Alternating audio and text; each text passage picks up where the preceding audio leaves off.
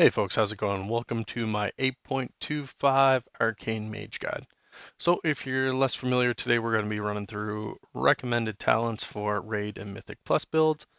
After we touch on talents, we're going to talk briefly about Azurite Traits and Essences. We'll talk about rotation, stats, all the basics, and then we'll actually talk a little bit around any recommended interfaces and macros. So if you're totally new to Arcane, it's a pretty solid spec to start off on. Sometimes it doesn't feel like it has the punch of, say, a Frost or a Fire, but it's pretty well balanced as far as BFA goes at this point. From a recommended raid standpoint, this is the build that I suggest you go with. Go with Rule of Threes to start off. It's the best choice for both single target and most AoE situations. However, when you get up to about 10 or more targets, Arcane Familiar overtakes it. I'll declare that's a pretty rare time when you're up over 10. On Tier 2, most of the time Shimmer's your best choice. It offers the most freedom and uptime. However, there's some situations that you can play Shimmer and not lose uptime, so definitely something to keep an eye on. Tier 3 is Rune of Power. So if you're less familiar, Arcane is heavily burst reliant when you do have Rune of Power lined up. It's actually a little bit better than Fire when you really have Rune of Power dialed in. So pay attention as we dig into the rotation, and we'll talk about that. Next charged up is the default choice for raids. And if you're not going to go with the raids, you actually want to go with Resonance, and that's the go-to build for Mythic Plus, or if there's a lot of targets to make use of. Supernova doesn't really have a use. The knockup isn't that great, and the damage is really minimal. Tier 5, none of these are actually great for raiding. By default, Chrono Shift will at least gain you something in a fight, if it gives you a little bit of movement speed. The other two choices are incredibly situational. If you require some additional crowd control, they're an okay way to roll. Tier 6, Touch of the Magi is the best single target choice. Reverberate is good for Mythic Plus and other cleave when you can use Arcane Explosion properly. Either Tempest could be used if you can't use Arcane Explosion, but still need to do cleave or AoE damage. So a little mix there. For us, we stick with Touch of the Magi. Finally, Tier 7, Overpowered is the best single target choice, and Arcane Orb is the best for cleave or AoE. Time Anomaly isn't that far behind, but it's the worst of all the three choices there. So again, this is our build if you're looking to go with a raid for Arcane. Alternatively, if you want to bring this, we'll call it Intermittent Burst, over to Mythic Plus, you're going to go again with Rule of 3, Shimmer, Rune of Power, that's a must. Instead of Charged Up, you're going to go with Resonance. Then after that, you're going to stick with Chrono Shift, go to Reverberate. It's just a passive, so it doesn't really change your GCD strategy. And then you're going to stick with Overpowered for your 100 talent build. All right, so that gets us through the initial part of the talents. Drop it down in the comments. Let me know what you like, what I missed, what are the things I could have done different, all the important stuff. All right, so now that we're getting into Azurite traits, the traits really kind of change what the rotation looks like here. So we'll play around with it a little bit. It's not a huge change. You want Equipoise to not be under 70% mana during your converse phase. So we'll talk about what that looks like a little bit. For Azurite traits, the best rating traits you can get are Equipoise, as we mentioned. It's incredibly powerful. You get all three of your Equiposes in place. Treacherous Covenant increases your primary stat while above 50% health. That's a great talent or trait to pick up. Average ones, Arcane Pummeling. So that increases your clear casting chance and each wave of arcane missiles.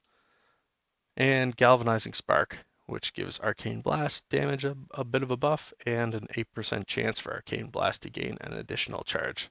So there's some attractiveness there. The Mythic Plus trait, if you're solely a Mythic Plus raider, go with Explosive Echo.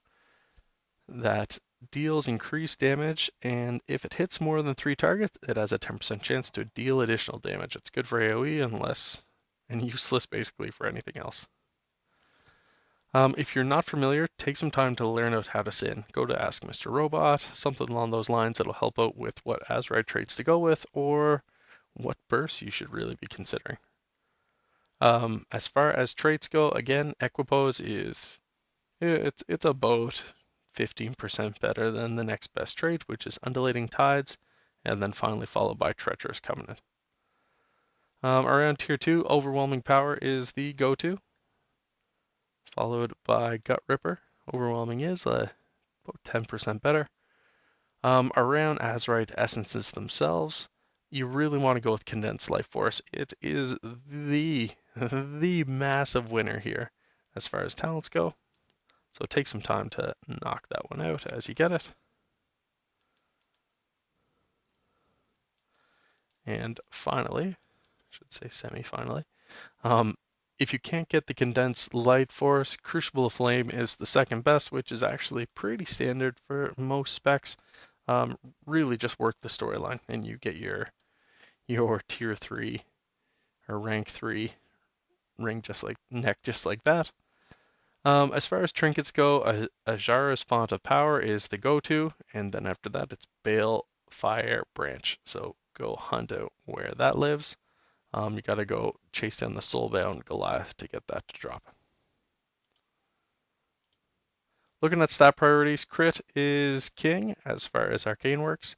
Then you're going haste, verse, mastery, and finally intellect. Really, again, I said it earlier, you want to know how to sim and what the best traits you have. Just because crit and haste are the top 2 stats here doesn't mean that that's going to be universal. Take the time to sim and understand how it all fits. Really, it's the benefit of critical strike. That plays well into the burst side of this.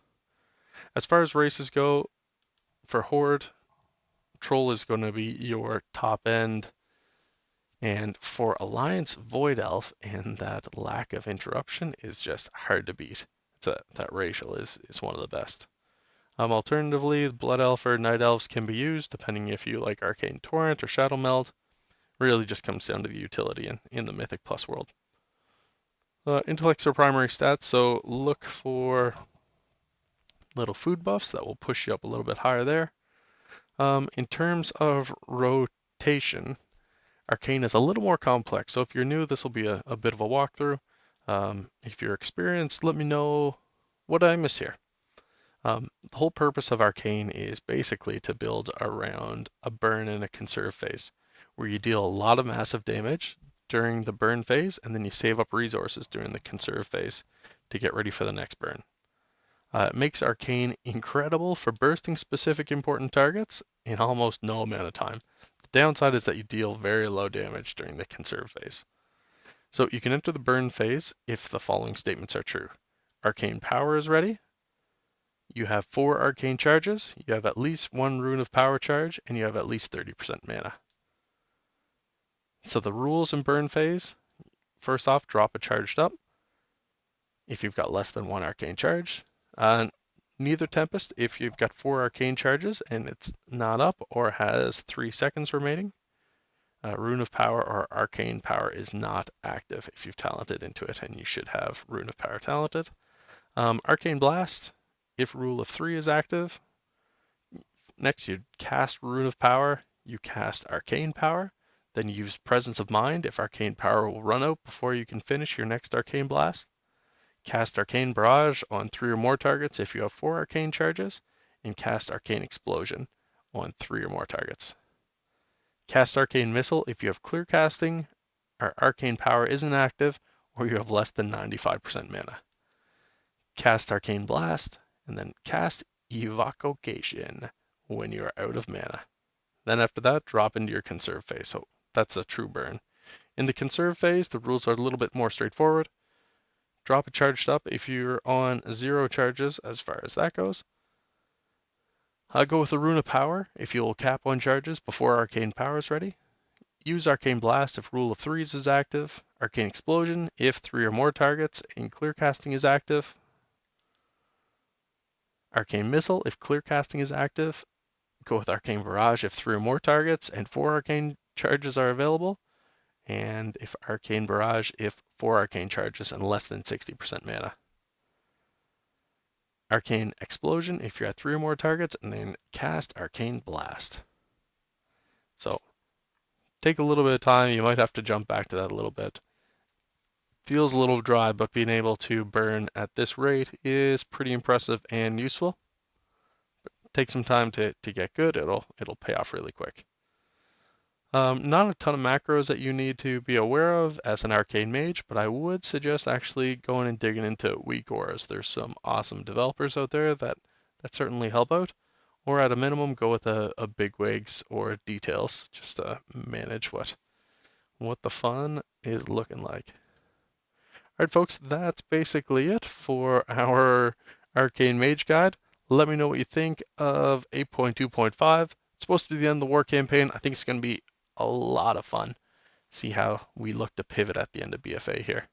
Drop down in the comments, let me know what you like, what you didn't like, and I'll talk to you soon. Thanks again for watching. Hit subscribe if you made it this far. Later.